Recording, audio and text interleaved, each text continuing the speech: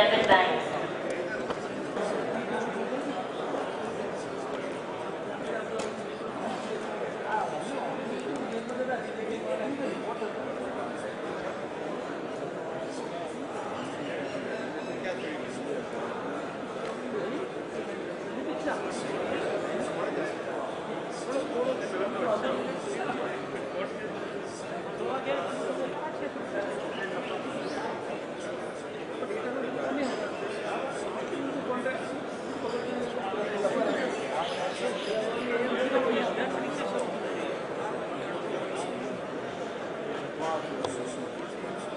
Good morning, everyone. I would like to start this panel discussion with the esteemed panelists here on my left with a brief understanding of what is RICO India. RICO as a company in India has been around for almost 25 years now. And we have got a plant facility here in Gandhinagar only, where we do assembling of our printer units in Gandhinagar.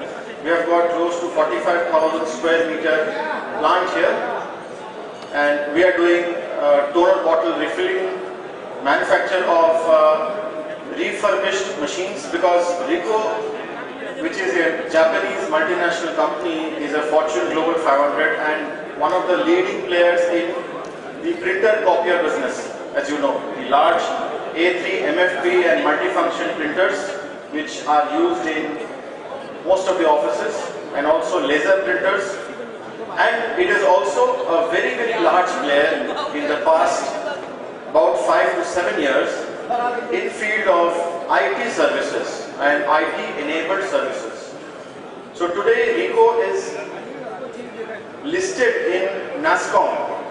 So all of you know that NASSCOM is one of the leading list of IT service providers, and we are in the top 40 players in NASSCOM. There are 6,500 members of NASSCOM in India.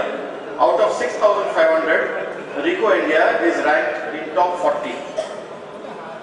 So we would like to understand in the panel discussion how we will help technology bring in changes, as we were hearing Mr. Joshi ji and all the other eminent panelists.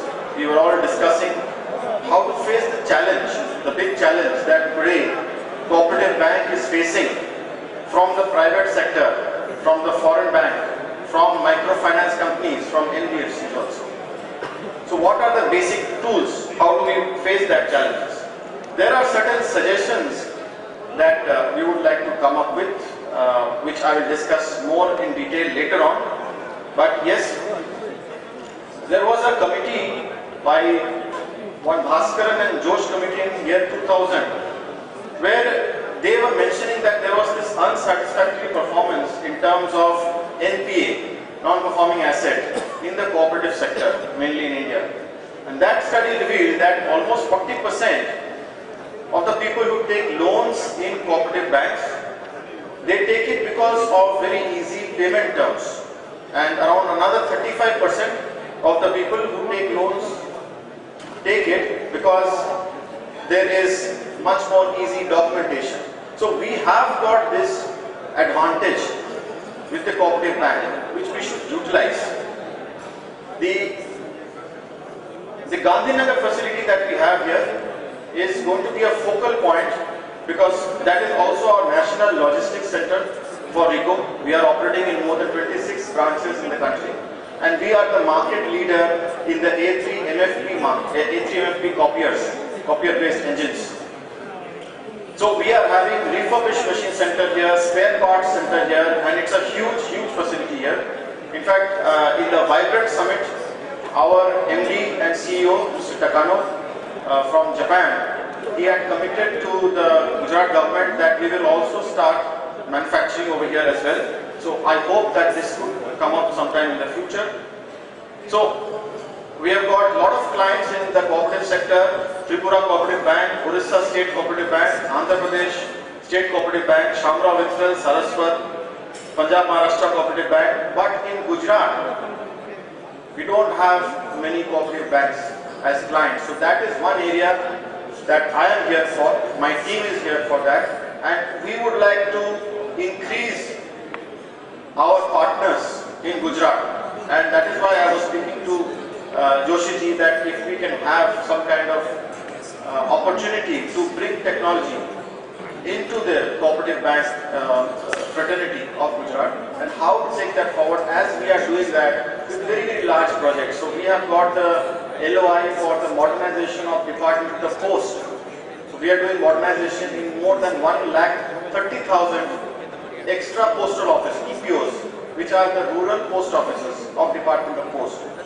This modernization means that we are giving handheld smart devices, we are doing eKYC, we are helping them to open up bank accounts, and so on and so forth. We would like to replicate the same thing in Gujarat within the cooperative federation. And as we go on, I'm sure we will find good amount of solutions to that. So thank you, all of you. Thanks, sir.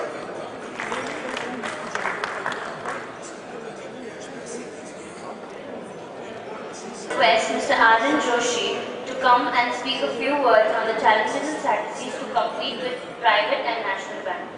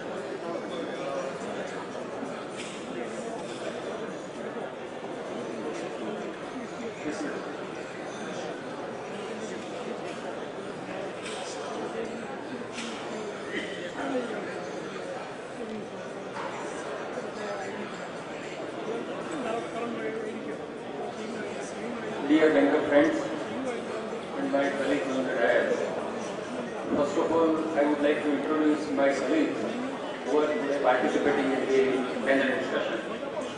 On my left side, first officer is Mr. V.S. Das, whose name is not at all unknown to Gujarat, because when Madhupura Mercantile Cooperative Bank was busted, at that time Sir was here as General Director. And it was because of these efforts we could reach RBI and could bring some positive results during 2001, 2 and 3.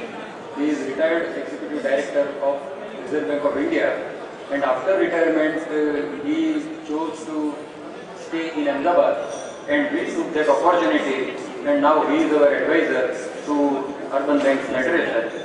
He is also the Ved Vyas of umbrella organization, because he was heading the committee, and as part of the recommendation of that committee, we have established one small state umbrella which is known as CBRD.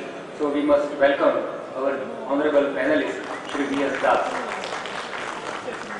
Our second panelist is also, I would say, in Baroda, it is a household name. So wherever you go, there will be a prominent name, that is N.V. Patel. Today he is the chairman of Vadodara Urban Development Authority, also director, also the pioneer director of MS Cooperative Bank, also ex-mayor of Baroda, also ex-chairman of Sardar Sarovar Nigam. So in a varied span of I think 60 to 65 years of public life, still he is 16 at the age of 80. So we must celebrate his presence here. To his left is Mr. Ajit Saijwani, who is also a known person so far as technology area is concerned. And we are fortunate enough to get his services. Earlier he was with Gujarat State Cooperative Bank, Later on he was with ADC, then he went to AMC for some time, and now he is with FANO. But our main interest is technological innovation study, where we have accepted him as our faculty in CBRD. Then there is Mr. Dabi.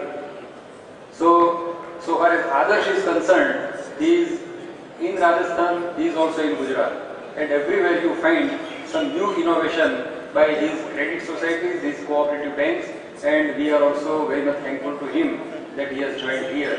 And Mr. Datta, who is from RICO, he is also a known person so far as this business is concerned.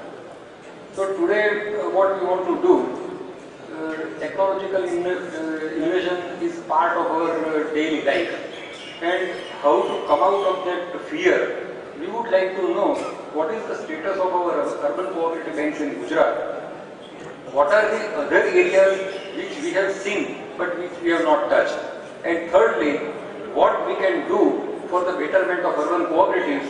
And at last, I request Shri Dasa that after all participants give their views, he will sum up. At the same time, he will throw light on certain existing inabilities and deficiencies of urban cooperative sector, and he will also guide us that how we can come out of it. With this, I start my presentation.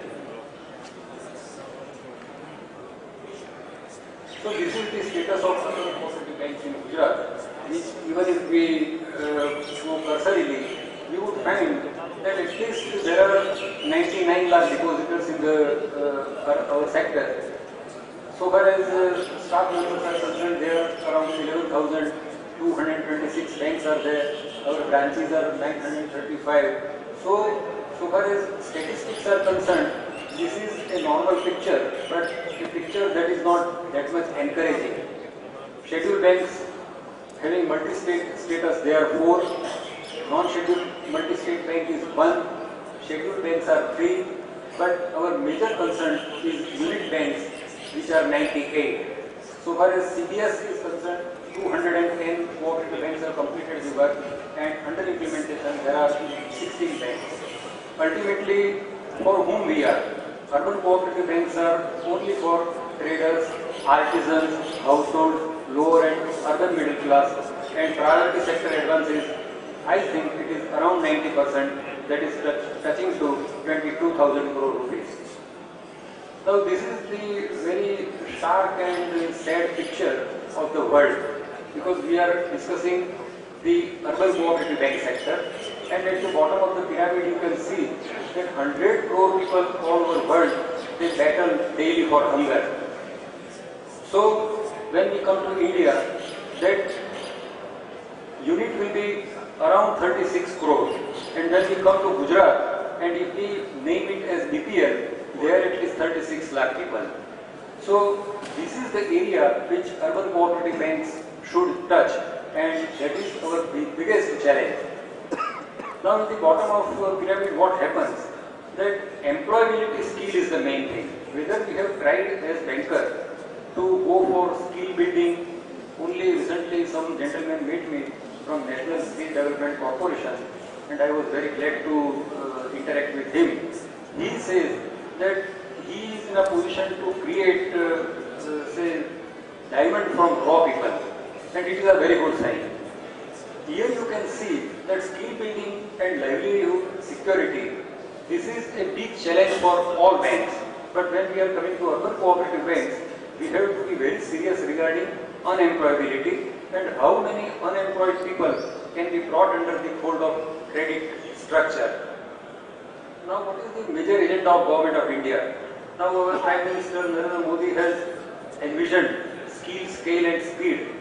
So this should be the first question. To me it is a challenge. How urban cooperative banks can contribute to the vision document of Honorable Prime Minister? This is the niche area, and we should go for establishing livelihood mission at bank level, which we have never thought. Now what is this livelihood mission? How we can do it? Those who have been acquainted with the HDFC livelihood mission might be knowing that they are having their own training centers, and after completion of training, they provide loan from the bank.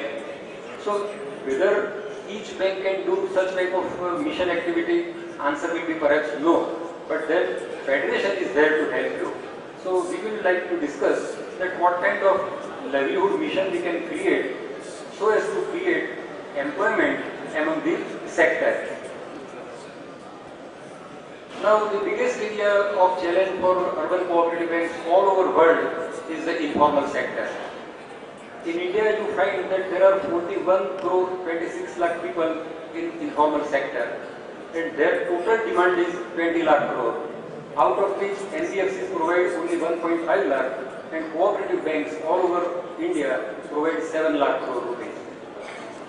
We know Jan Dhan Yojana, prior to that 50 crore people were unbanked. So that is the area where 12 crore accounts have been opened.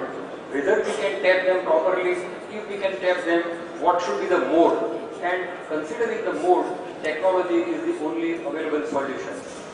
Another area, I think retired Deputy Governor of Reserve Bank of India, Madam Usha Thorat, while discussing this issue of financial inclusion, had all the time told that tapping of savings is the first step towards inclusion. What kind of savings we are having?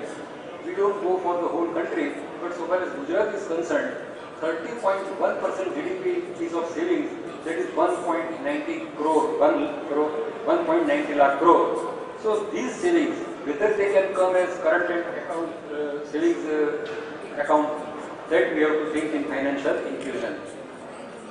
Third area, which hardly we have thought over, is the non-earning members in the state. Out of the population of 6.25 crore, at least there are 3.57 crore non-earning members in India, which constitutes almost 59%.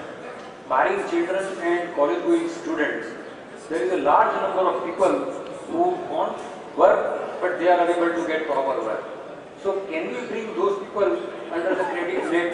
If we want to bring them, what should be the strategy? College-going students, destitutes, beggar, willing and toiling senior citizens, they are very intelligent. But for financial availability, they don't go ahead. So whether credit structure like us can bring them under the umbrella. Another area that is also a sort of threat to us, that is tapping women entrepreneurs. We talk a lot about women empowerment and other things, but so far as cooperative is concerned, their role is yet having a question mark. Only recently, Gujarat government passed this Gujarat Cooperative Societies Act amendment, and 2 women directors are now compulsory on your board. At the same time, 50% of the women will be elected in Panchayat and Municipal Corporation elections. So that is one aspect. But second aspect is providing them some job, some employment or some entrepreneurship skill. To my mind, there are 5 sectors where women can be brought to your fold. Technology related businesses, engineering and architect, because architect is a typical field where girls would like to go more. Fine arts and publication, childcare and healthcare, event management and entertainment. These are the things where you can bring these people to your fold, because it is very difficult for these people to reach national cooperative banks or national banks and private banks. Another very green picture is of marginalized people. So these are the data which I have deliberately shown to you in Surat, Ahmedabad, Rajkot, Vadodara, Jamnagar and Bhavnagar. And households numbers also I have mentioned. These are the persons without houses. So your existing schemes of housing loan, can you cover them? And if you want to cover them, you have to see their capability of EMI. Recently in High Court one matter is going on where government, by what reason I don't know, their minimum EMI was declared 84,000 per month, which is beyond one's capacity. So what kind of product you give to these people will depend upon the success of your urban cooperative structure. That is what I told regarding Madam, that financial inclusion can emerge as a profitable opportunity only if banks are able to mobilize savings. So for savings, we have to be most vigilant, and you bring all savings which is otherwise converted into real estate or gold into your bank. So this is a great challenge to urban cooperative banks. For financial inclusion, we all know that Jan Dhan Yojana ultimately brought 12 crore new accounts. Atal Pension Yojana has recently started. Jeevan Jyoti Yojana, which is for premium of rupees 330, and Suraksha Bima Yojana, which is only 12 rupees a year. I think no insurance scheme will be so cheap and yet most worthy. So we can think of inviting all these people under our net, and when we have to bring them under our net, technology will be the natural source. And what kind of technology we should adopt? We have got a list of panelists. They will be able to guide us. So efficient and cost-effective banking solutions also, we can see that first step is regarding CBS. I think barring 14 to 16 banks, all banks are under CBS net. Second step will be cloud computing. Those who are unable to have their own software and other things, they will go for this cloud computing. We are also trying to bring IDBI to Hyderabad so as to help our unit banks. Third step is regarding ATMs, which is now becoming a household name. And people say that use of household ATMs, ultimately people of banks will go to the senior citizens and they will transact their money at home. And fourth step will be establishing business correspondents who will be able to help generating more money inflow in your sector. Now, what is the vision or picture of tomorrow's banking? How urban cooperative banks are in a position to compete? I think so far as mobile banking is concerned, UCBs can adopt. There cannot be more problems if technology is suitable to them. Doorstep banking is not a new idea, and they will do it better than other counterparts. So far as payment banks, small financial banks and postal banks are concerned, they are having a differentiated type of activity, and our panelist, Mr. Sejwani, will highlight this issue.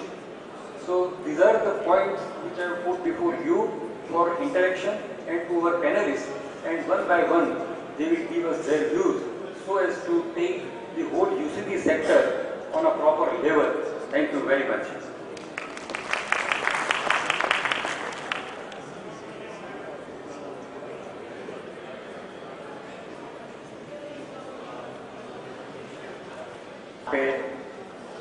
આજની group ડિસ્કશનની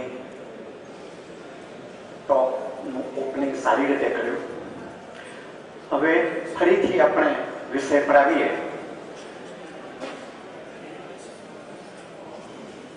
હમણાં મેં આગલી સેશનમાં એક વાત કરી હતી કે આપણું જે મેન પાવર જે છે ને એ શું ટ્રેન છે, તો આપણે ટ્રેનિંગ એને એવું કહીએ કે 25 વર્ષનો અનુભવ છે, પણ 1 વર્ષના અનુભવમાં જે શીખ્યો હોય એ 25 વર્ષ સુધી ચાલ્યું હોય, આવા આપણા માણસો છે.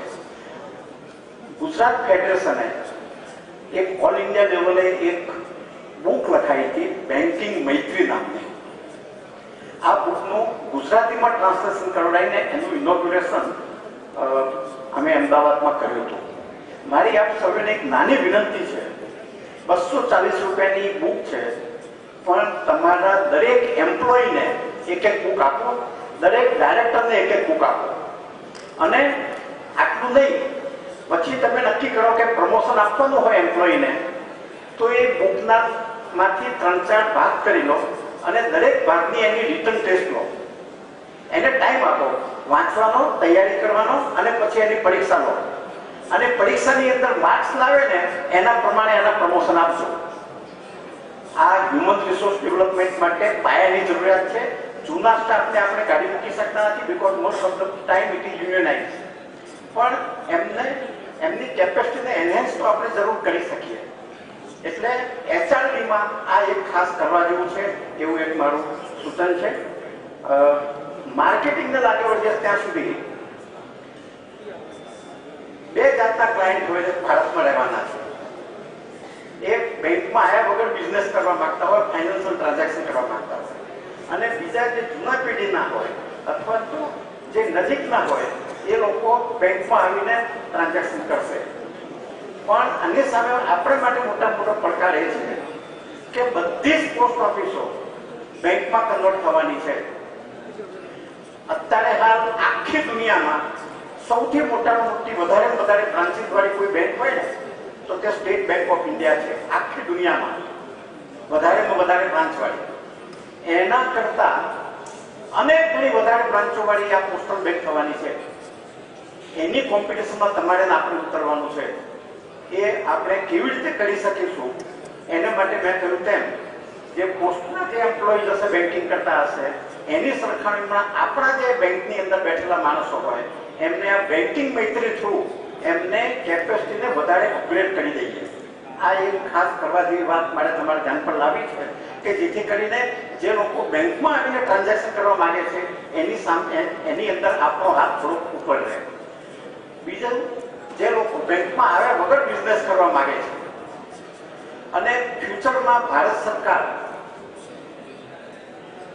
જે રીતે હમણાં તમારી પાસે જે લિટરેચર આવ્યું છે એમાં જોશો તો એક પેમેન્ટ ઓર્ગેનાઇઝેશન ઊભું કર્યું છે. ઈ પેમેન્ટ થ્રુ બધું વસ્તુ થશે અને એની તૈયારીઓ પણ આપણે કરવી પડશે કારણ કે બંને જાતના ક્લાયન્ટ્સને આપણે એકોમોડેટ કરીશું તો જ આપણે જીવી શકવાના છીએ. આ વાત નક્કી છે. આનો સ્વીકાર કર્યા વગર આપણને છૂટકો જ નથી. એટલે માર્કેટિંગની અંદર આપણો જે સ્ટાફ છે એનો ઉપયોગ કારણ કે એની જે આવડત જે છે ખાલી ઇન હાઉસ બેન્કિંગની છે.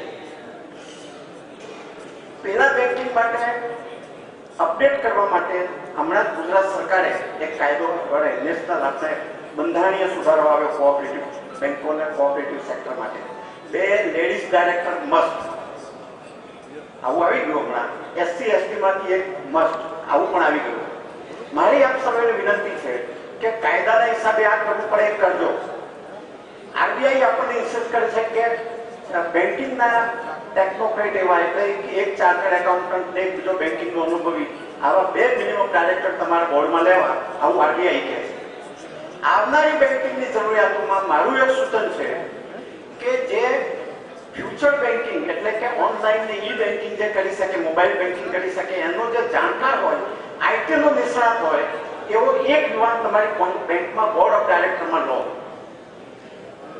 આ આવનારા પડકારોને ઝીલવા માટે તમને ખૂબ શક્તિ આપશે. જો સરકારના કહેવાથી આપણે ઘણી વસ્તુઓ કરવી પડતી હોય છે બિનજરૂરી પણ 2 લેડીઝ ડાયરેક્ટર લેવા પડતા હોય ચાર્ટર્ડ એકાઉન્ટન્ટ એકાદ લેવો પડતો હોય તો મારું એક સૂચન છે કે આઈટી નો ટેકનોક્રેટ પણ એક લો કે જેને આપણે બેન્કિંગ માટે તૈયાર કરીએ અને આપણી આવતીકાલની બેન્કિંગ છે ને એને વધારે સુઘડ બનાવીએ અને આ માર્કેટનું જે સેગમેન્ટ મોટું થવાનું છે દિવસે દિવસે એ જ વધવાનું છે એને આપણે લઈ શકીએ. આ એક બીજું સૂચન છે.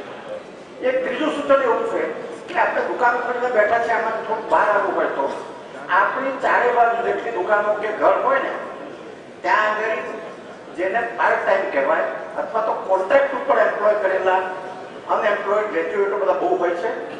જે લોકો આઈટી સેવી પણ હોય છે અને ગુજરાતમાં એવા ઘણા છે.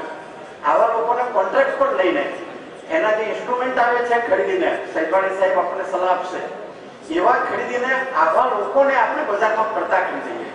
Part time employed people contract ઉપર employed they are not permanent liability to bank. અને આ કરશો ને તો માર્કેટ શેર બીજે બધા લોકો ખેંચી જાય એ લોકોનો માર્કેટ શેર પાછો આપણે ખેંચી લાવી શકીએ. તો માર્કેટિંગ ફ્રન્ટ પર પેલું મેં વાત કરી હ્યુમન રિસોર્સ ડેવલપમેન્ટની વાત.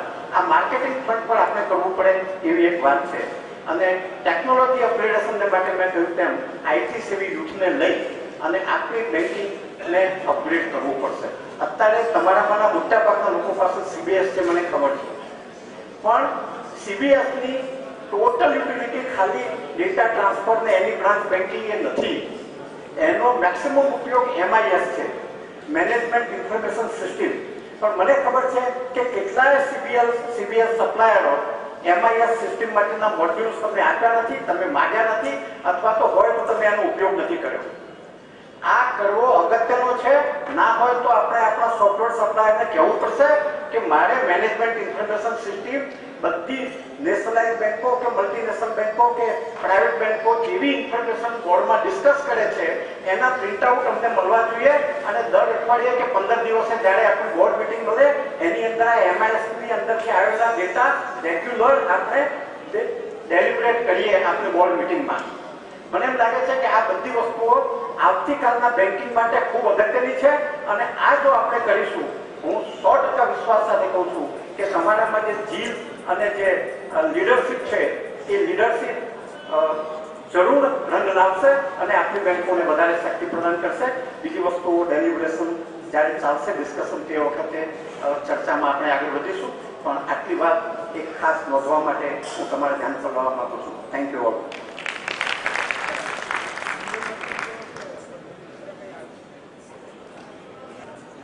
सम्माननीय मंच, बैठे हुए आज का विषय है challenging and strengthen with the private and nationalised bank with urban cooperative bank या कोऑपरेटिव सेक्टर. मित्रों, सहकारिता भारत की डीएनए है, नस नस में है. हमारे यहाँ पहले भी बार्टर सिस्टम चलता था. सहकारिता, एक चीज दे के दूसरी चीज लेते थे, उसके बदले में चीजें आदान प्रदान करते थे. तो हमारी स्ट्रेंथन खूब है. एक लेखक अपने कक्ष में बैठ के लिख रहा था, पिछले वर्ष मेरा गाल ब्लैडर का ऑपरेशन हो गया, मेरा गाल ब्लैडर निकाल दिया गया. मेरी कार एक्सीडेंट होगी, मेरा बेटा मेडिकल का टेस्ट नहीं दे सका और कार चकनाचूर होगी. मैं 60 वर्ष का हुआ और मुझे रिटायर्ड होना पड़ा. उनकी पत्नी आई, उन्होंने देखा वो लिख रहे थे, वो बाहर गई और लिख के लाई, पिछले वर्ष मेरा गाल ब्लैडर का ऑपरेशन हुआ, मैं बहुत दुखी था और अब मैं सुखी से रह रहा हूं, मेरा दर्द कम हो गया. पिछले वर्ष मेरे बेटे का एक्सीडेंट हुआ पर मेरी कार चकनाचूर हो गई, मेरा बेटा सही रहा, 1 महीने के बाद वो काम पे जा रहा है. और मैंने 60 साल सेवा करके, राजकीय सेवा करके अब मैं अच्छी ढंग से रिटायर हो चुका हूं और अब समाज सेवा और मेरे दूसरे काम. तो मित्रों, हमारा सोच, हम सोच किस आधार पे है? चैलेंजेस है. चैलेंजेस की हम लिस्ट बनाने जाएंगे तो बहुत लंबी लिस्ट है. जस्ट अभी हमारे ऊपर टीडीएस लागू हुआ, तो ऐसा नहीं है कि टीडीएस नहीं है. टीडीएस से हम फेस करेंगे क्योंकि उसको मार्केट के अंदर, समुद्र के अंदर सभी जगह वो चीजें हैं. चैलेंजेस खूब है पर स्ट्रेंथ उससे भी बहुत ज्यादा है. हमें सोचना है कि हमारी स्ट्रेंथ क्या है. उसके साथ हमें समय के साथ चेंज होना चाहिए. आदरणीय जोशी साहब, दास साहब, पटेल साहब ने जैसा कहा और पूर्व में भी हमारे इनॉग्रेशन सेक्शन में सभी वक्ताओं ने कहा, हमें ऑर्गेनाइजेशन को आगे बढ़ाने के लिए हमें अपने आप में चेंजेस लाना पड़ेगा. और वो सबसे पहला चेंजेस है टेक्नोलॉजी. टेक्नोलॉजी पे हम पहले सीडीएस की बात कर रहे थे, सीडीएस के बाद इतने सारे प्लेटफॉर्म आए और थैंक्स टू फेडरेशन, एमपीसीआई और दूसरे टेक्नोलॉजी प्रोवाइड, उसकी वजह से हम अपनी ग्रोथ को हम खुद देख रहे हैं कि हमारी ग्रोथ डे बाय डे कितनी हो रही है. बोर्ड के अंदर भी, जैसा भी पटेल साहब ने भी कहा, कि हमें बोर्ड के अंदर टेक्नोलॉजी के लोगों को इन्वॉल्व करना चाहिए. स्टाफ को ट्रेनिंग देनी चाहिए एट पार. हमारा अगर स्टाफ ट्रेन है, हम अगर ट्रेन है, हमें मार्केट का नॉलेज है, हमें अपने आसपास के कंपटीटर का नॉलेज है, तो हम अच्छे ढंग से काम कर सकते हैं. क्यों कि हमारी पहुंच वहां तक है जहां अभी कोई लोग पहुंचे नहीं. समाज के उस वर्ग को किसी भी बैंक में, कोई भी बैंक जो 20-25 साल पुरानी होगी, वो 5,000, 10,000 का लोन जिसको दिया होगा, आज बैंक की साइज लॉन करने की 5 करोड़ 10 करोड़ हो गई है, तो वो आदमी भी ग्रो किया है. तो हमारे क्लाइंट ग्रो कर रहे हैं, हम भी ग्रो कर रहे हैं. वो इसका कारण ही है कि हमने उन लोगों की सेवाएं की है, उन लोगों को सर्विसेज दी है जो आगे बढ़े. और आज भी हमें पहचानना है कि हमारा क्लाइंट लेवल कहाँ है, कहाँ बैंकिंग नहीं है. और इसके पीछे पहुंचने के पीछे टेक्नोलॉजी हमें जो सहयोग दे रही है, टेक्नोलॉजी की वजह से जहां हम पहुंचना चाहते हैं, जिसने भी टेक्नोलॉजी का डे टू डे, क्योंकि टेक्नोलॉजी भी चेंज होती रहती है. हमें एक ही बात नहीं है कि हमने सीबीएस ले लिया या हम उसके बाद टेक्नोलॉजी होगी, ये नहीं. ये स्काई की हाइट है. दिन ब दिन इसमें इनोवेशन होते रहते हैं और उसकी वजह से हमारी कॉस्ट, हमारी सर्विसेज, हमारी स्किल बेस, इन सब में कमी आती है और हम अच्छा परफॉर्म करते हैं. साथ में एचआर की बात कही पटेल साहब ने. सबसे बड़ी रीढ़ की हड्डी होती है किसी भी ऑर्गेनाइजेशन में उसका एचआर. हम मशीनें लगाते हुए, हम कुछ भी करते हुए, पर उसका यूटिलाइजेशन जो हमने चीज ली है उसका अंडर यूटिलाइजेशन हो या पूरा यूटिलाइजेशन, ये उसका उपयोग हमारे HR टीम ही कर सकती है। उनमें मोटिवेशन, ट्रेनिंग और नॉलेज, साथ ही साथ में जैसे कि इनॉग्रल सेक्शन में कहा था कि कोई प्राइवेट बैंक, कोई भी NBFC, कोई भी संस्था किसी भी कस्टमर का डिस्पोज ऑफ, उसके कार्य का निस्तारण विद इन समय पे करते हैं। अगर हम भी, हमारी समय की मांग है, हम अपने स्टाफ को, हमारी टीम को डेलीगेशन ऑफ पावर उनके नॉलेज के बेसिस पे और सिस्टम एंड प्रोसीजर को कंट्रोल करके स्ट्रॉन्ग बना के करेंगे तो रहेंगे। साथ में हमारे कुछ चैलेंजेस ऐसे भी है जहां रेगुलेटर्स, हमारे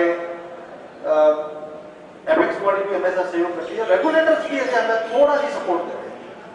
क्योंकि अभी पेमेंट सिस्टम में जैसा अभी पेमेंट्स बैंक और स्मॉल बैंक आ रहे हैं, तो उसमें डिपॉजिट, उनका शेयर कैपिटल 100 करोड़ है।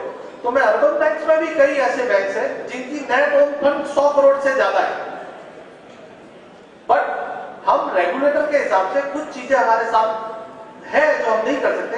बट मेरा निवेदन है फेडरेशन से भी, और इस मैटर को आगे बढ़ाया जाए कि जिस बैंकों की strength as per small bank से भी ज्यादा है, तो उन्हें भी कुछ फैसिलिटी दी जाए जो कस्टमर को मेंटेन करने, कस्टमर को रिटेंशन करने और बैंक को आगे बढ़ाने में बैंक के आगे तक से काम कर सकते हैं। कुछ बैंकें बहुत बड़ी है, प्राइवेट बैंकों से भी बड़ी है, बट कुछ जो रेगुलेटर के नियम निकलते हैं वो मानते हैं कि वो पूरे सेक्टर को देके निकलते हैं, पर उन अच्छी बैंकों को जो आगे कम्पीट करती है और आगे बढ़ सकती है, उनको भी उसके पार लाने के लिए कुछ चीजें हमें रेगुलेटर से भी रहती है कि इस चीजों पे सॉल्व करके दिया जाता है bank to bank, size to size, उनके रेशियो के हिसाब से।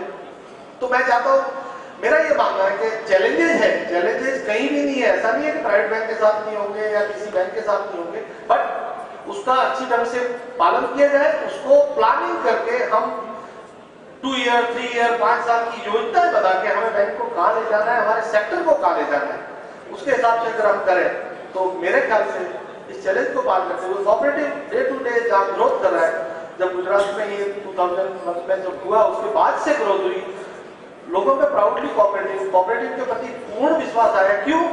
कुछ सेक्टर में किसी कारण से, कई जगह बाढ़ आने से भी कोई बिजनेस खराब हो सकता है, तो ऐसा नहीं है कि वो एरिया ही खराब है, और रेगुलेटर के पूरे काम करके हमने भी अपनी स्ट्रेंथ बढ़ा के, बैंकों ने भी अपने आप को सोचा है कि हम अच्छे ढंग से काम करें और भी अच्छे एजुकेशनल ट्रेनिंग उसकी वजह से आगे बढ़े, तो कोई संदेह नहीं है कि हम अपने कार्य को निर्वत गति से गतिमान करते हुए बहुत आगे बढ़े। नमस्कार।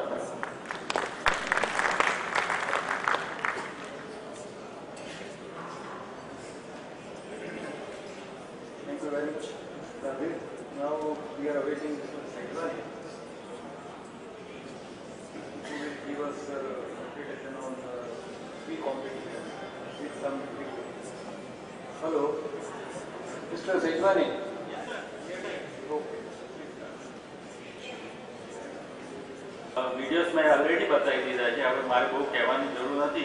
બસ અમિતાભ બચ્ચન જે વિડીયો હતો એમાં એક જ નાની કોઓપરેટિવ બેંક અને તમામ કોઓપરેટિવ બેંક હતો. તમે પ્રયત્ન કરો, કંઈ ગભરાવાની ડરવાની કોઈ જરૂર નહીં. ટેકનોલોજીનો હાવ છે, હાવથી તમે ગભરાવો નહીં. અને જે વિવેકાનંદ સ્વામીએ કીધું છે કે જેથી ડર લાગે એ જ એડોપ્ટ કરી દો.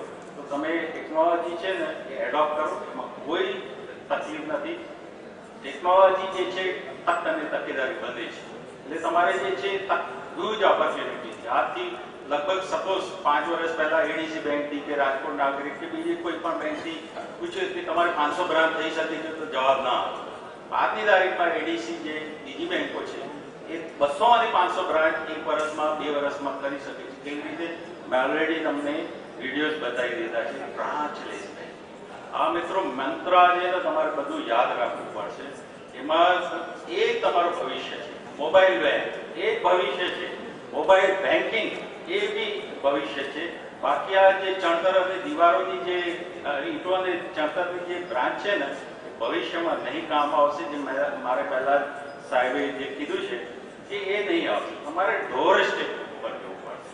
હવે કસ્ટમરને એવું નથી કે મારા હું બેંકમાં જઉં, હવે તમારે જવું પડશે.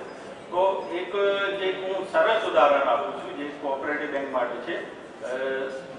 એક કર્ણાટકામાં છે, સાઉથ કનાડામાં એક એનજીઓ છે, એનું નામ છે રૂરલ ક્ષત્રિય ધર્મસ્થળ રૂરલ ડેવલપમેન્ટ પ્રોગ્રામ કરીને એનજીઓ ચલાવે. તમે નહીં માનશો, કોઈને જોવું હોય તો હું અરેન્જ કરી શકું છું સાઉથ કનાડામાં.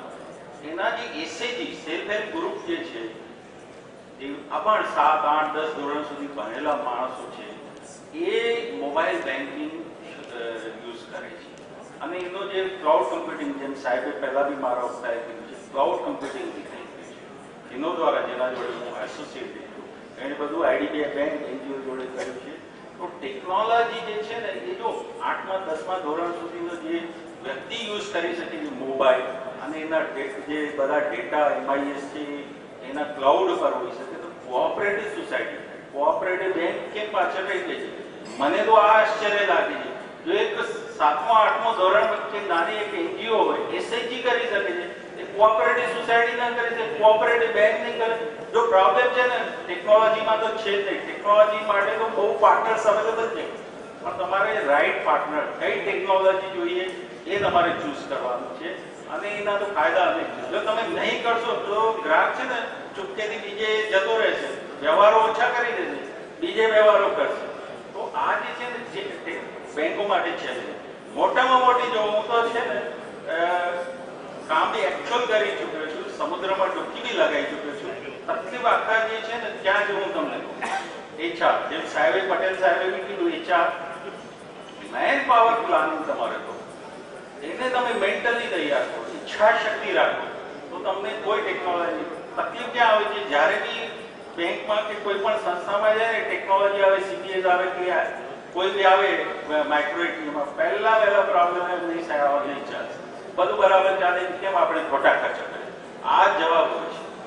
અને પછી પ્રોબ્લેમ શરૂ થાય. શરૂઆત ડે 1 થી જ આવી રીતે મેન્ટાલિટી હશે તો કોઈ પણ બેંકમાં, કોઈ પણ કોઓપરેટિવ સોસાયટીમાં ટેકનોલોજી ચાલશે. પહેલા જે છે એમ્પ્લોઈઝને ટ્રેનિંગ આપો, ફરી અપડેટ કરતા રહો. એવું નથી એક વખત ટ્રેનિંગ આપી દીધી એટલે પતી ગયું.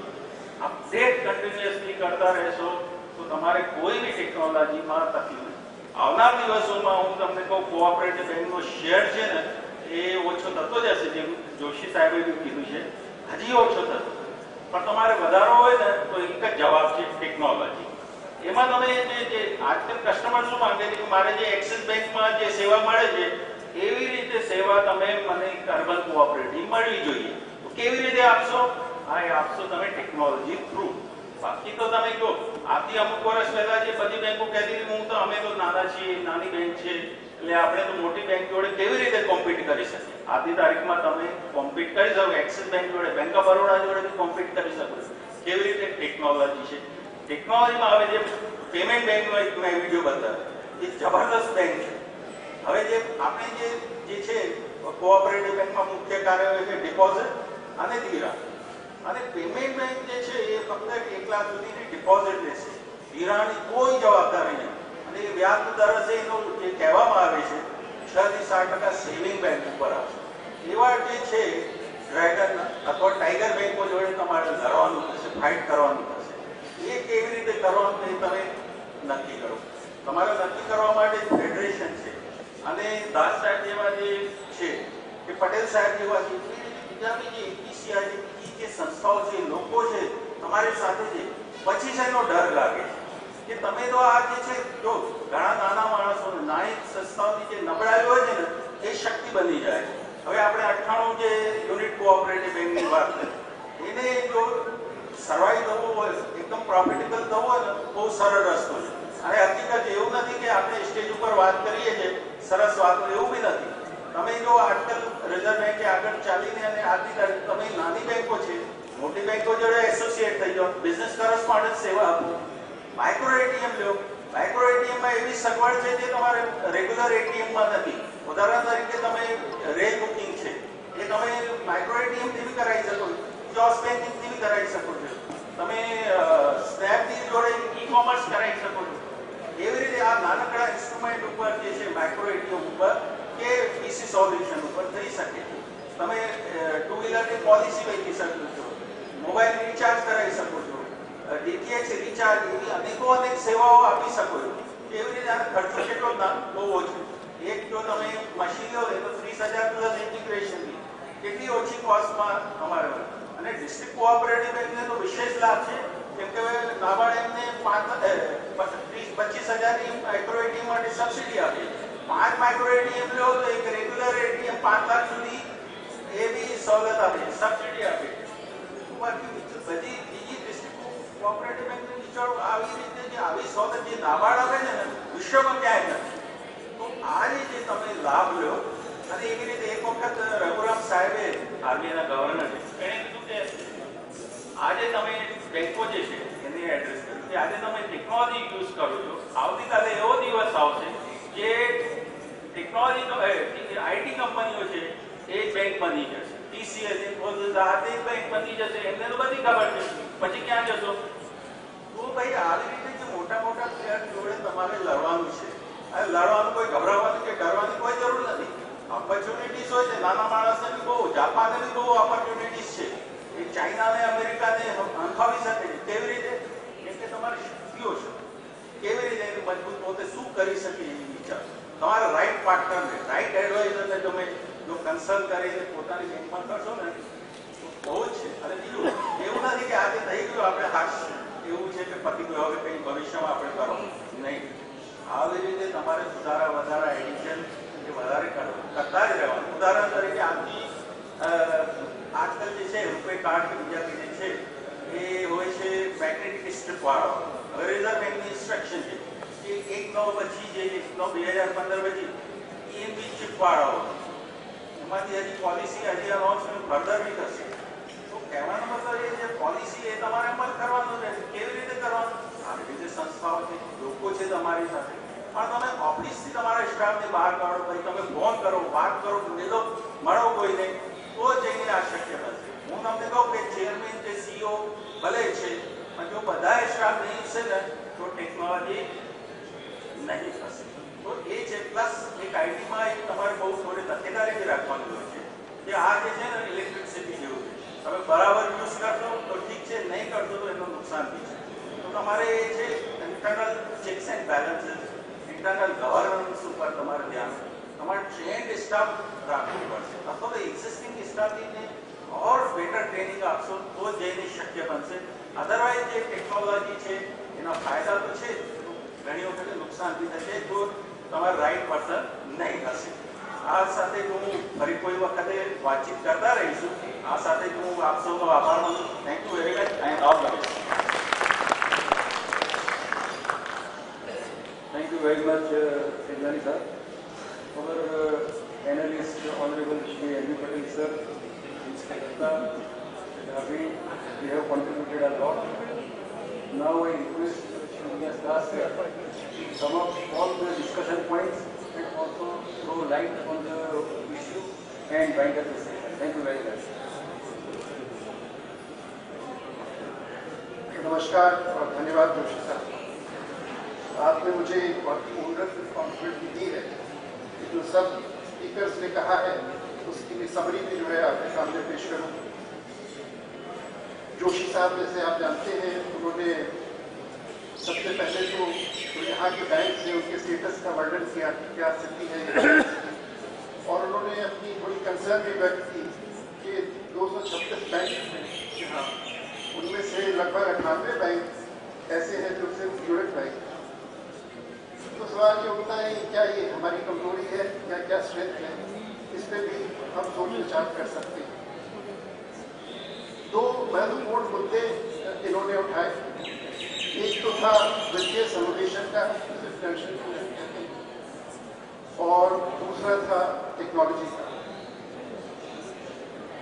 जो इन्होंने कहा उससे ये बात उभर के आई कि हमारे जो अर्बन कोऑपरेटिव बैंक्स हैं फाइनेंशियल इंक्लूजन में अभी भी उनकी एक अहम भूमिका है, लेकिन उसको बहुत ही क्रिएटिवली इनोवेटिवली इसको निभाना पड़ेगा.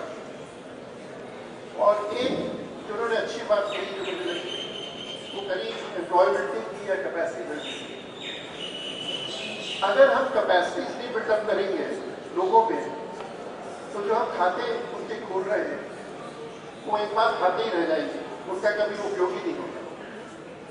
प्रधानमंत्री जी की जो जनधन योजना है उसने एक रिकॉर्ड कायम किया, सारे बैंकों ने मिलकर कितने सारे खाते खोल लिए। लेकिन ये भी एक सच्चाई है, एक कड़वी सच्चाई है कि अभी भी लगभग 50 से ज्यादा प्रतिशत खाते जो है उनमें कोई ऑपरेशन नहीं हो रहा। मुझे याद है कि एक दफे जैसे जब मैं रिजर्व बैंक में था तो हम लोग विभिन्न गांव में जाते थे, वहाँ फाइनेंशियल इंक्लूजन प्रोग्राम होते थे और बैंक की ब्रांच का उद्घाटन होता था और हम लोग गांव वालों से कहते थे कि आप कृपा करके अपने खाते यहाँ खोलिए। ऐसे ही एक विजिट हम लोग की थी, आउटरीच विजिट एक गांव में, और उसमें हम लोग ने आग्रह किया कि भाई अब यहाँ जो है बैंक की ब्रांच की सुविधा है आपको, अब आप अपने खाते खोलिए।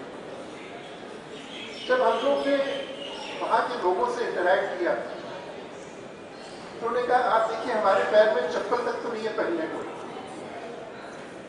यहाँ ना पानी है ना बिजली है, सड़क भी जो है बहुत ही अच्छी सड़क है, तो हम जो है साथ में खेती करते हैं, कोई उद्योग नहीं है जो हम खेती करते हैं, वो सिर्फ बरसात होती है उस पर निर्भर है, यहाँ कोई आसपास नहर भी है, तो हम बैंक में खाता खोल के क्या करें। तो इसके लिए बहुत आवश्यक है कि जो राज्य सरकार है और जो बैंक्स हैं उनको मिलजुल के काम करना पड़ेगा कि ऐसी ऐसी स्कीम्स बनाएं, स्किल लोगों की डेवलप करें, कैपेसिटी बिल्डिंग करें, ताकि लोगों में वो क्षमता आए कि वो कुछ कमा सके और कुछ बचाकर बैंकों में रखें। केवल खाता खोलने से महज एक मुखाना पूर्ति वाली बात हो जाएगी। कुछ ऐसे सेगमेंट्स हैं जिन्होंने जिक्र किया, जैसे विमेन या नॉन अर्निंग मेंबर्स हैं, बच्चे हैं, सीनियर सिटीजन्स हैं, उनको कैसे बैंकेबल बनाया जाए, ये भी एक चुनौती है। फिर इन्होंने बात की टेक्नोलॉजी की, और दरअसल जो इन्होंने कहा और सारे और स्पीकर्स ने भी यही बात की कि अगर हमें कम्पीट करना है और बैंकों से तो हमें ये समझना पड़ेगा कि टेक्नोलॉजी के बगैर नहीं हो सकता। Technology is going to be has already become the cutting edge. अभी वो स्टेट बैंक की चेयरमैन कह रही थी कि SBI मेरी जेब में, जो अब नई जनरेशन आ रही है, जो अब जिनके बैंक के खाते खुलने वाले हैं, जो हमसे आगे वाली जनरेशन है, वो तो मोबाइल टेक्नोलॉजी में बिलीव करेंगे, वो बिल्कुल बैंक जाने नहीं चाहेंगे, सारा काम जो है अपने मोबाइल फोन पे होगा या बैठ के अपने कंप्यूटर पे होगा। हम लोग जो पहली जनरेशन के, हम लोग भी अपने काम करना चाहिए। तो हमें ये समझना पड़ेगा कि टेक्नोलॉजी जो है हमें अडॉप्ट करनी पड़ेगी और उसके लिए जो खर्चा होता है वो भी हमें करने के लिए तैयार होना पड़ेगा। अगर हमें किसी की सहायता चाहिए तो हाँ, वो बतानी पड़ेगी क्या सहायता चाहिए, लेकिन बिना खर्चे के, बिना उसमें निवेश किए ये काम बड़ा मुश्किल। इसके अलावा श्री NP पटेल हमारे बहुत ही वरिष्ठ यहाँ ऑपरेटर हैं, उन्होंने जिक्र किया HR का कि जो HR है उसकी क्या भूमिका है। मेरे ख्याल से अगर बैंक्स को प्रोफेशनलाइज करना है, अगर उनकी एफिशिएंसी बढ़ानी है, तो एक तो टेक्नोलॉजी जरूरी है, लेकिन आप कोई बहुत ही आधुनिक मशीन लगा दीजिए, उसको चलाने वाला भी तो कोई होना चाहिए। तो आपकी जो मैन पावर है उसकी कैपेसिटी कैसे बिल्ड करें, उनको कैसे नई नई स्किल बिल्डिंग करें, ये भी बहुत आवश्यक है। तो HR का जो मुद्दा है उन्होंने उठाया पटेल साहब ने, वो चीज़ें बहुत ही अहम लगा और इसको हमें जरूर नजर डालनी चाहिए। उन्होंने कहा पोस्ट ऑफिस का जो बैंक बनेगा, और मेरे ख्याल से आगे आकर जरूर बनेगा पोस्टल बैंक। जैसे आप जानते हैं कि पोस्ट ऑफिस की शाखाएं जो है वो बैंकों की शाखाओं से कहीं ज़्यादा, वो गांव-गांव में फैले हुए हैं, तो उनसे जो आपको कॉम्पिटिशन आएगा वो बहुत ही सिग्निफिकेंट आएगा और उसके लिए आपको तैयार होना पड़ेगा। देश के लिए अच्छा है अगर एक हमें पोस्ट ऑफिस की मेंटालिटी मिलती है जिसके जरिए हम फाइनेंशियल इंक्लूजन को स्केल अप कर सकते हैं, एक अच्छी अपॉर्चुनिटी है और ज़रूर करना चाहिए। लेकिन साथ साथ जो ये सेक्टर है जिसमें आप लोग बैठे हैं, आपको भी सोचना पड़ेगा कि इसका असर हम पे क्या होगा और हमें जो है कैसे कम्पीट करना है। मेरे ख्याल से मार्केटिंग का मुद्दा जो पटेल साहब ने उठाया वो बहुत ही महत्वपूर्ण है। मार्केटिंग में बेसिकली हमें देखना है कि हमारे कस्टमर्स हैं वो हमसे क्या अपेक्षा रखते हैं, उनकी क्या हमसे एक्सपेक्टेशन है, वो किस प्रकार के प्रोडक्ट्स चाहते हैं, किस प्राइस पे चाहते हैं, कहाँ चाहते हैं, कैसे उनको पैकेज किया जाए। तो ये सब चीज़ें जो है जो कॉर्पोरेट सेक्टर है उसको सोचनी पड़ेगी। इसके अलावा रावी साहब ने भी जो है जो NPCI का रोल है उस पर चर्चा की और उन्होंने कहा कि बैंक के जरिए हम इंश्योरेंस कवर जो है उसको भी प्रदान कर सकते हैं।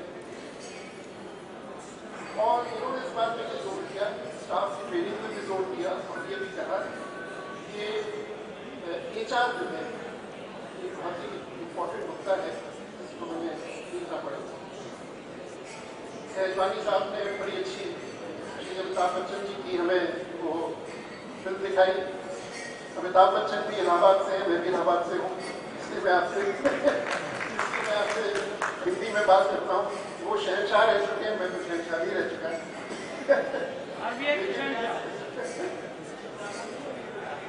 हाँ, लेकिन जोशी साहब ने मुझे वेद व्यास कहा, मुझे संदर्भ में कहा, उसके भी चर्चा वेद व्यास में नहीं हुई, लेकिन हाँ थोड़ा बहुत मैंने किसी विषय पे जो काम किया उसका वर्णन मैं करना चाहता हूँ।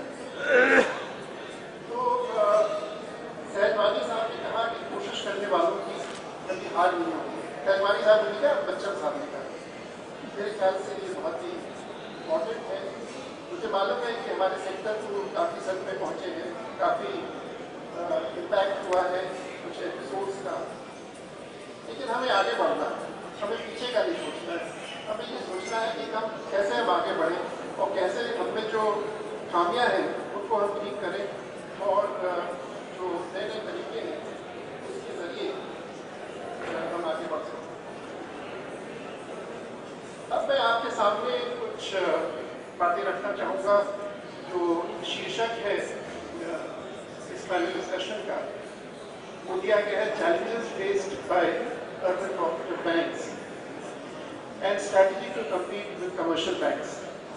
थोड़ा बहुत अंग्रेजी में बोलना भी फैशनेबल हो गया है, तो आप अगर मुझे इजाज़त दें तो थोड़ा मैं अंग्रेजी में भी अपनी बात करना चाहूँगा, लेकिन मैं हिंदी में भी आऊँगा। मुझे माफ़ कीजिएगा, मुझे गुजराती अपनी अच्छी तरह नहीं आई है, धीरे धीरे वो भी सीख जाऊँगा, तो 2-3 वर्ष बाद गुजराती में बात करना पटेल साहब आप बताइए।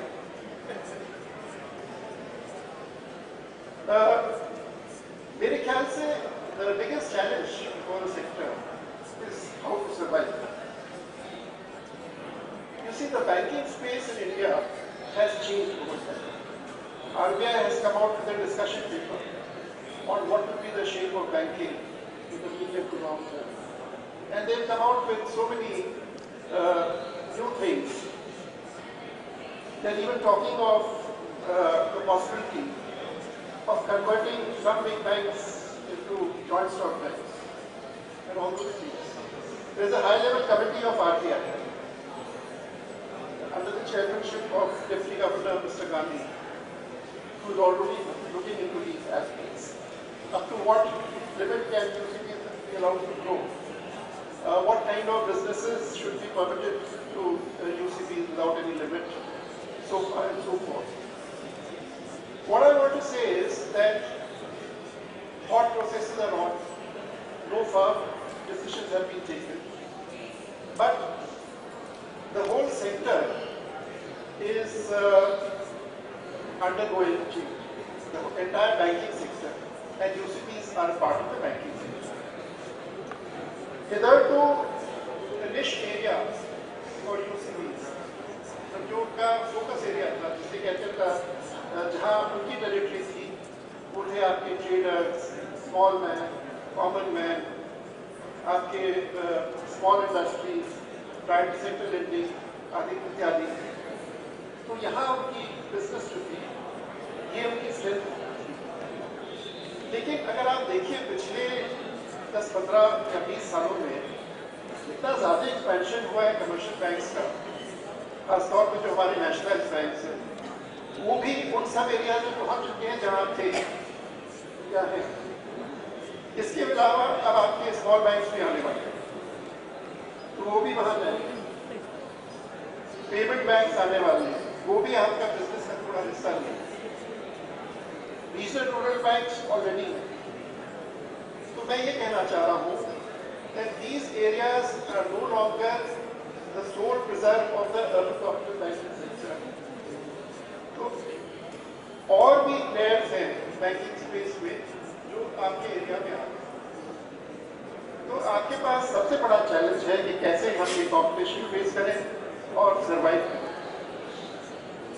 जैसा कि चर्चा में उभर के आया कि कस्टमर जो है उस बैंक के पास जाएगा जहां से उसको सारी सुविधाएं जैसा कि वो चाहता है।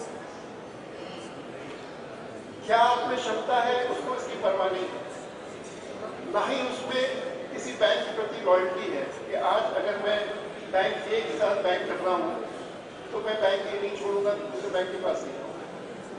अगर मुझे किसी और जगह जो है आपसे बेहतर सर्विस मिल रही है तो मैं उस बैंक के पास जाऊंगा। इसमें कोई इमोशंस वगैरह इन्वॉल्व नहीं है। हम लोग की जनरेशन में 50 इमोशंस हैं, लेकिन आगे की जनरेशन जो आ रही है उनमें ये इमोशन नहीं होंगे, वो प्योरली टेक्नोलॉजी बेस्ड होंगे, पर्पस बेस्ड होंगे। तो आप जो है यदि ये सब सुविधाएं उन कस्टमर्स को नहीं देंगे तो कस्टमर्स आपको छोड़ेंगे और दूसरे बैंक के पास जाएंगे। ये भी एक बहुत भारी चुनौती है जिसका सामना करना पड़ेगा। थोड़ा हमें अपने आप को आईने में भी देखना पड़ेगा कि हमारे सेक्टर में क्या कमी है। मैं तो रेगुलेटर रह चुका हूँ, तो थोड़ा बहुत मेरा देखने का नजरिया जो है वो एक रेगुलेटर का भी है, थोड़ा क्रिएटिव हो सकता है। उसके लिए आप मुझे क्षमा कीजिएगा, मैं थोड़ा फ्रैंक हो सकता हूँ, उसकी भी मैं क्षमा प्रार्थी हूँ। दरअसल अगर पूरे क्षेत्र ये सेक्टर को देखा जाए तो इसमें बहुत ही विभिन्न प्रकार के बैंक हैं। कुछ बैंक बड़े हैं, ऐसे बहुत कम बैंक हैं जो बड़े हैं। ज्यादातर बैंक जो है छोटे हैं और उससे ज्यादातर बैंक जो है वो कितने छोटे हैं कि शायद 1 या 2 ब्रांच हैं। तो अब आपको ये सोचना पड़ेगा क्या साइज जो है मैटर करता है, क्या स्केल मैटर करता है। तो मेरे ख्याल से जो उभरती हुई दुनिया में स्केल की बहुत अहमियत है। पहले जरूर एक प्लस पॉइंट होता था कि अगर हम छोटे हैं तो स्मॉल इज गुड, लेकिन अब जो है हमें थोड़ा उसको थोड़ा ये जो मेंटल माइंडसेट जो है हमें थोड़ा उससे उभर के जो है थोड़ा ट्रांसलेट करना पड़ेगा। और हर एक एंटरप्राइज जो है उसकी कोशिश होती है कि हम ग्रो करें, कैसे हम और आगे बढ़ें, कैसे अपना बिजनेस बढ़ाएं, कैसे हम एरिया ऑफ ऑपरेशन बढ़ाएं। तो हमें हम सबको जो है उस डायरेक्शन में सोचना पड़ेगा। रेगुलेटरी पॉइंट ऑफ व्यू से सबसे बड़ी प्रॉब्लम जो सेक्टर के साथ आई है वो रही है गवर्नेंस।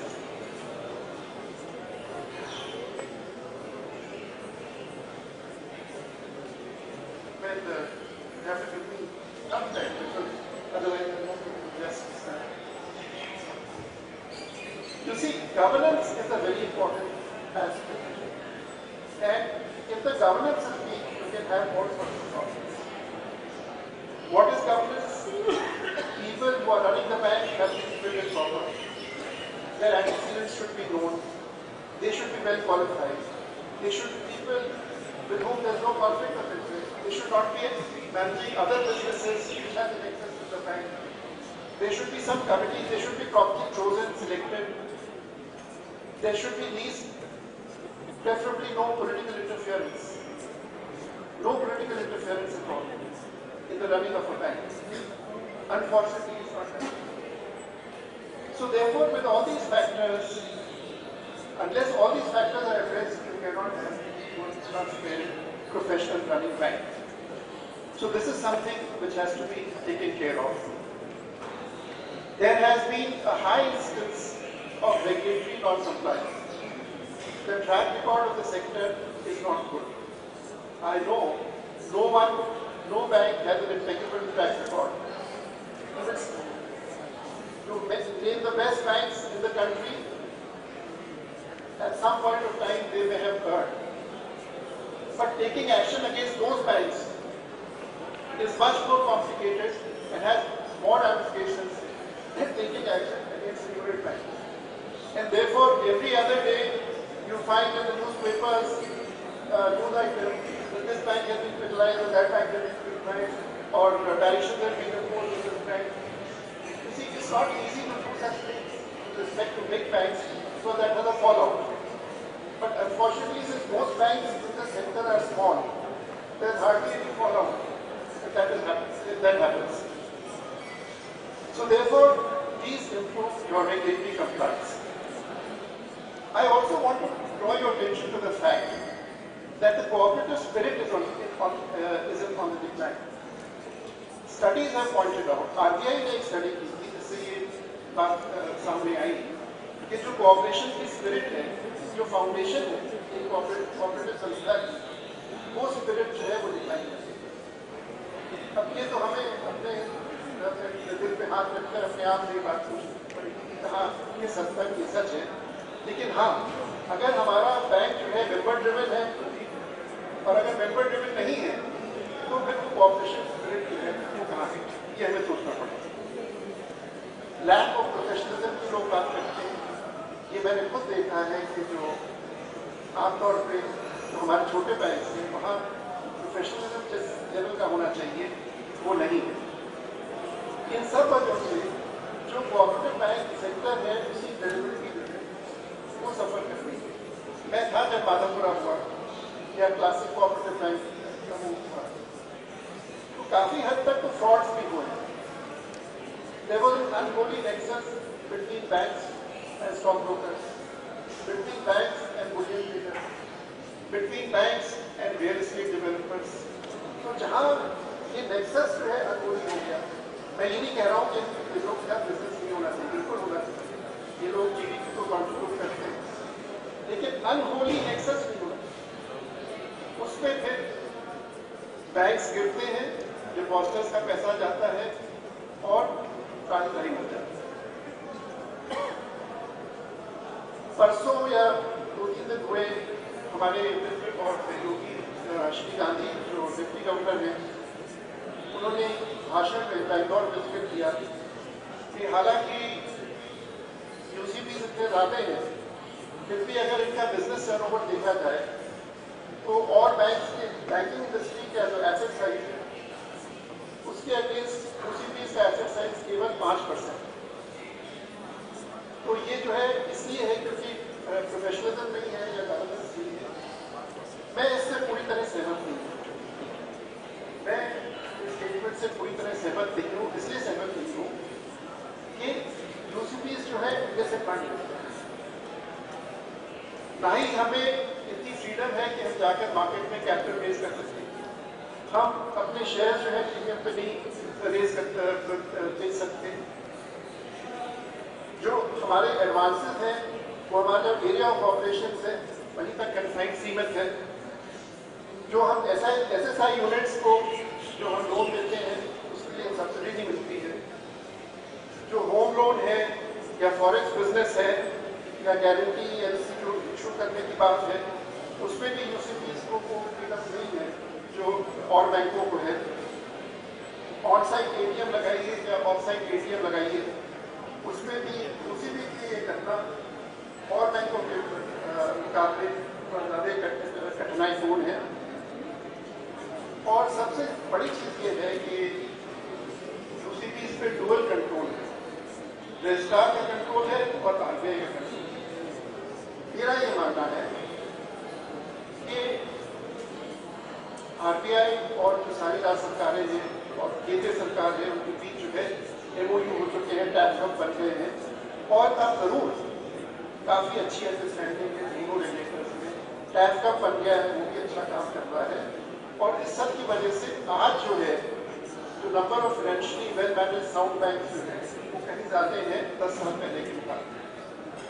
लेकिन फिर भी सरकार को चाहिए कि जो बैंक है, मुझे मालूम है कोऑपरेशन जो है एक स्टेट सब्जेक्ट है तो उसमें राज्य सरकार का जो है रोल है, लेकिन जहाँ तक बैंकिंग एक्टिविटीज में जो बैंक है उस पर जो है सारा एक रेगुलेटर होना चाहिए। और भारत के संदर्भ में वो रेगुलेटर है भारत का केंद्रीय बैंक, सेंट्रल बैंक। तो बैंक रेगुलेशन की सारी जो पावर्स जो है और सारा रोल जो है वो रिजर्व बैंक को अदा करना चाहिए, ऐसा मेरा मानना है। ये जब मैं पहले था रिजर्व बैंक में मैं इस तरीके से नहीं कह सकता था, लेकिन अब जो है मैं अपना विश्वास जो है मैं प्रकट कर रहा हूँ कि उससे जो है रेगुलेटरी कंफर्ट बढ़ेगा, और रेगुलेटरी कंफर्ट बढ़ेगा तो रिजर्व बैंक के लिए आसान हो जाएगा कि जो आप चाहते हैं आप आप एटीएम खोलना चाहते हैं या आप रोड जब अपने एरिया ऑफ ऑपरेशन से बाहर नहीं जाते हैं तो ये सब रास्ते दरवाजे जो कि अभी नहीं हो रहा है, क्योंकि इसमें ऑडिट का फंक्शन है, उसमें भी जो है मतलब स्टेट भी करता है, आगे करता है या करवाता है। तो मेरे ख्याल से इसमें जो है थोड़ा सोच विचार करना पड़ेगा। हमारी क्या स्ट्रैटेजी होनी चाहिए चैलेंजेस को फेस करने के लिए? सबसे पहली बात तो ये है कि be proudly cooperative, that is the slogan, that is the given by the federation, and try to make cooperation a success, adhere to cooperative principles, try to find cooperative solutions to cooperative problems, not non-cooperative solutions. और जो आपकी board जो है उसमें ऐसे लोग होने चाहिए जिनको बैंक चलाना आता है, जिनको बैंकिंग की जानकारी है, जो फाइनेंस की जानकारी रखते हैं, जो मैनेजमेंट जो है रिस्क मैनेजमेंट क्या होता है लोगों के समझ में आता है। तो ये सब चीजें बहुत ही आवश्यक है। मेरी समझ में इतने सारे छोटे बैंक्स की जरूरत नहीं है, हमें जो है थोड़ा और गठन करना होगा, दिक्कत और गठित करना होगा।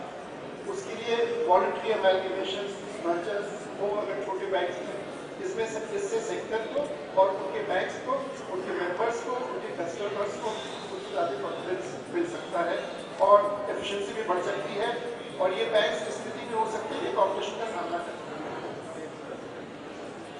ऑडिट फंक्शन को कैसे स्ट्रेंथन किया जाए इस पर भी हमें सोचना पड़ेगा। By and large audit function जो है ज्यादातर बैंक में कमजोर है। मैं बड़े बैंकों की बात नहीं कर रहा हूँ, मैं छोटे बैंक की बात कर रहा हूँ, तो उस पर भी हमें तवज्जो देना पड़ेगा। और टेक्नोलॉजी बिना टेक्नोलॉजी के काम नहीं चलेगा, ये आप सब अच्छी तरह। जो बैंक टेक्नोलॉजी नहीं अपनाएगा, जो बैंक सीपीएस पे नहीं आएगा, जो बैंक मोबाइल बैंकिंग नहीं करेगा, जिस बैंक के एटीएम्स नहीं होंगे आगे चलकर, उस बैंक को सब कठिनाइयों का सामना कर सकता है कॉम्पिटिशन फेस करने से, और they will lose customers, their profits will be hit, their members will not get the same dividend they are getting today. Market research की बहुत जरूरत है। जिला बैंक जो है एक बहुत ही मशहूर ऑपरेटर है, उन्होंने काफी हमें सुझाव दिए हैं, इस पर हम लोग वर्क कर रहे हैं। कस्टमर सर्विस जो है वो बहुत जरूरी है, उस पर तवज्जो दीजिए। कस्टमर आपका सेटिस्फाइड होना चाहिए। तो हमें जो बेसिकली अपना जो क्रेडिबिलिटी गैप है उसको ब्रिज करना है इन सब चीज़ों के जरिए। आज एचआर जो सब लोगों ने बात की, एचआर का बहुत मतलब कैसी मैन पावर हमारे पास है, क्या जो हम जिस प्रकार की मॉडर्न सर्विस देना चाह रहे हैं उसकी जानकारी है, आईटी की जानकारी है।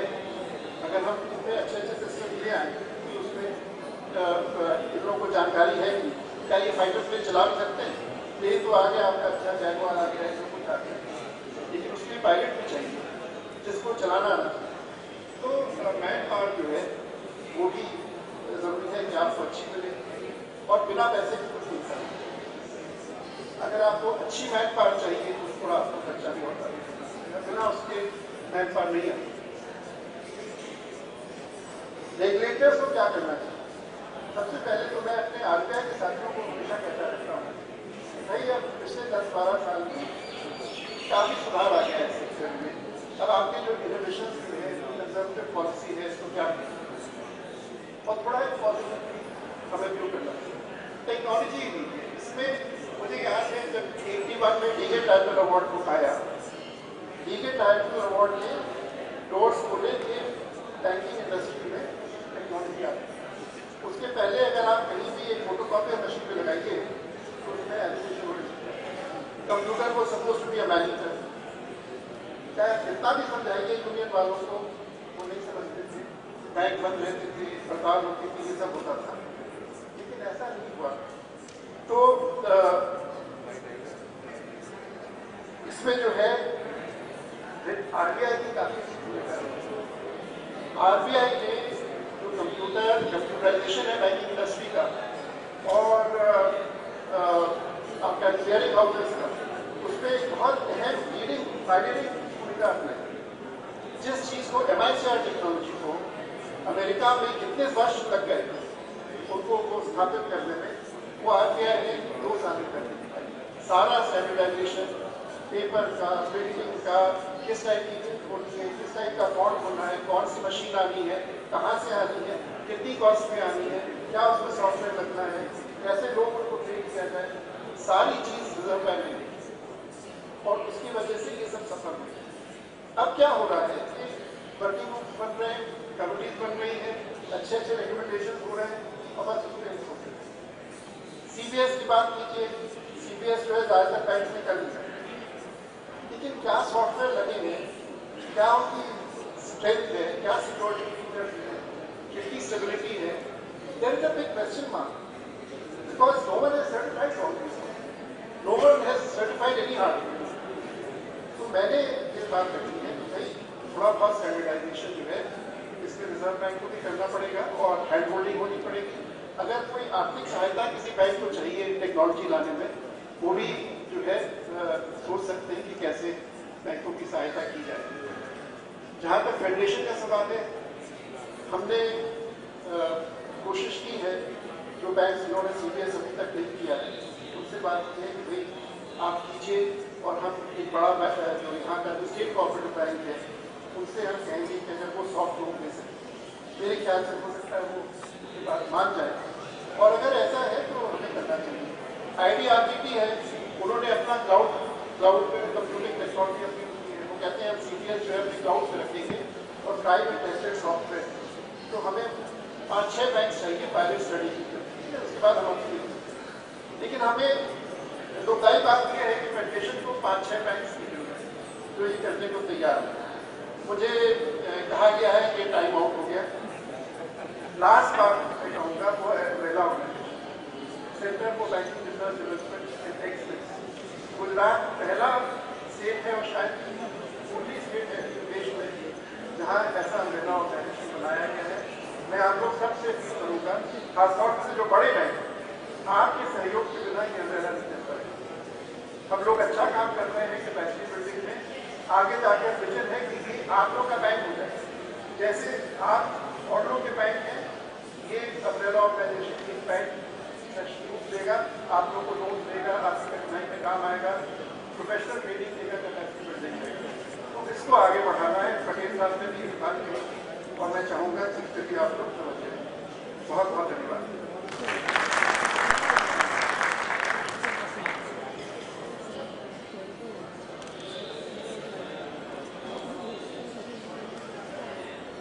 So we are extremely sorry we're running out of time. I would like to call Ishwinder Singh on stage to give speaker mementos to all the speakers. We would firstly like to thank R.N. Joshi, who is R.N. Joshi, Sir, Chief Executive Officer, Gujarat Urban Cooperative Banks Federation. He has been the backbone behind this event. Let's have a huge round of applause for him. We would like to felicitate Ajit Sahani, Sir, Technology Advisor, Gujarat Urban Cooperative Banks Federation. We would like to felicitate Narendra Dhabi, Sir, Managing Director, Adarsh Cooperative Bank. We would like to thank N.V. Patel, Sir, Chairman, Vadodara Urban Development Authority. A huge round of applause, please.